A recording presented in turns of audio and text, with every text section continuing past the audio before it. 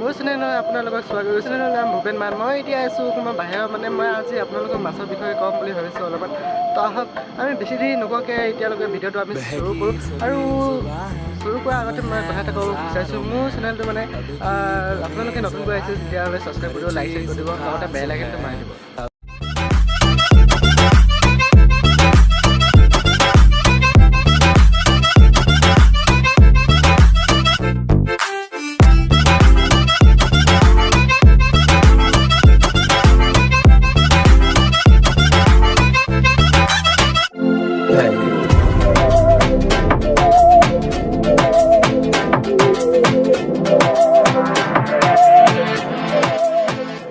আপোনালোকে চাবই পাৰিছে আমাৰ মাছখিনি কেনেকুৱা ৰাখিছে আৰু কেনেকুৱা এনেকুৱা চিচা গিলাচত ৰাখিবলগীয়া হৈছে, দানা পানী এনেকুৱা খুৱাই থাকিবলগীয়া হয়। আৰু আমাৰ বৰ্তমান দানা পানী দিয়া অৱস্থাত বহুত খৰচা হয়, আৰু ক'বলৈ গ'লে বহুতখিনি খৰচা হয়। আৰু মাছখিনি এনেকুৱা যি সুন্দৰ দেখিবলৈ একদম সুন্দৰ কাৰণে ৰাখিবলগীয়া হৈ গৈছে।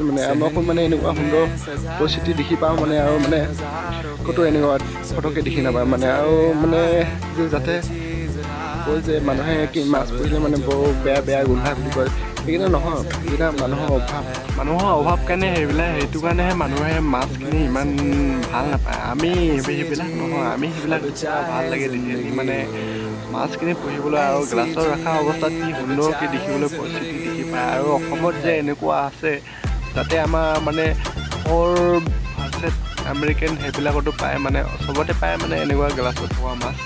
আৰু আপোনালোকৰ যদি এনেকুৱা ৰাখিব মন যায় তেতিয়াহ'লে ভাল পৰিস্থিতি কৰি ল'ব আগতে।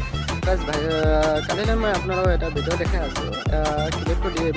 তাৰপৰা আপোনালোকৰ ভিডিঅ'টো কেনেকৈ লাগিব, কেনেকুৱা মাছ ৰাখিব আপোনালোকে এটা কথা কৈছোঁ, ভিডিঅ'টো মই আজি ইমান লং নকৰোঁ। আৰু বৰ্তমান এতিয়া আপোনালোকৰ ভিডিঅ'টো কেনেকুৱা লাগিলে কমেণ্টত ক'ব। আৰু যদি ভিডিঅ'খিনি ভাল লাগিলে চাবলৈ তেতিয়াহ'লে লাইক কৰিব আৰু লগতে ছাবস্ক্ৰাইব এটা মাৰিব।